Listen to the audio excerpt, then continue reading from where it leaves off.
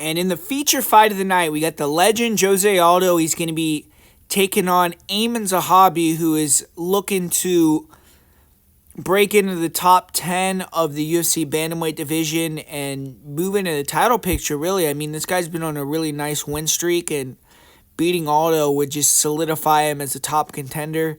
And he needs to, get there quick if he does. He's already 37 years old. And I think that's definitely something that you got to bring up because Aldo is 38, but it's not like he's fighting a spring chicken here. I think that UFC gave him a pretty good opponent where it's a even matchup here. Aimann's been winning.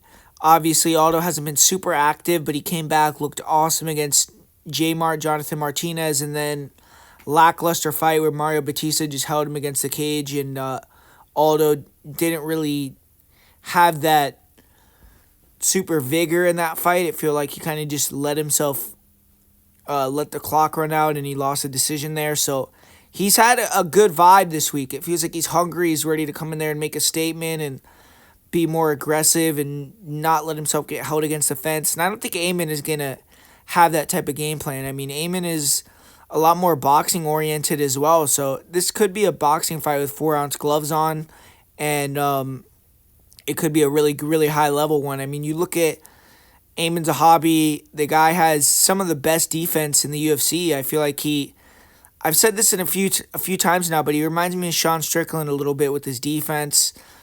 Philly shell, shoulder rolling a lot, and just difficult to hit. It seems like early on he tries to get you to miss a lot.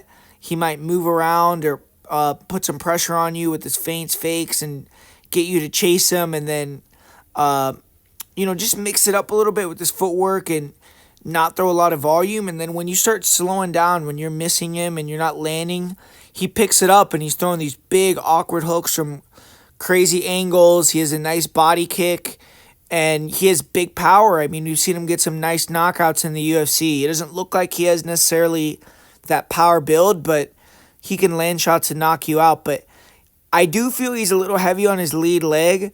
I think that uppercuts and knees up the middle are things that could potentially land on him and go into the body. So for Aiemann, I feel like he's going to be looking to land big counters on Aldo as he's coming in and use his power to control the pace and just have the bigger moments. Maybe even look to press Aldo against the cage a little bit. But for Aldo, I think, his weapons are there in this fight. The body punches, the leg kicks, the uppercut, the flying knee. I think that he has some weapons that he can land on Aiemann.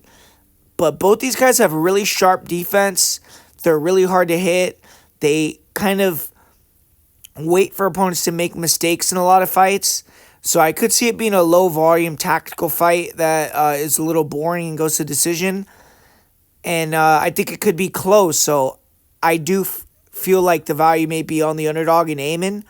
But I think Aldo is just going to land the heavier artillery, maybe rocks Aiemann, and I think he's going to get this decision. So I'm still going to roll with the all-time great here and pick Jose Aldo to get the win.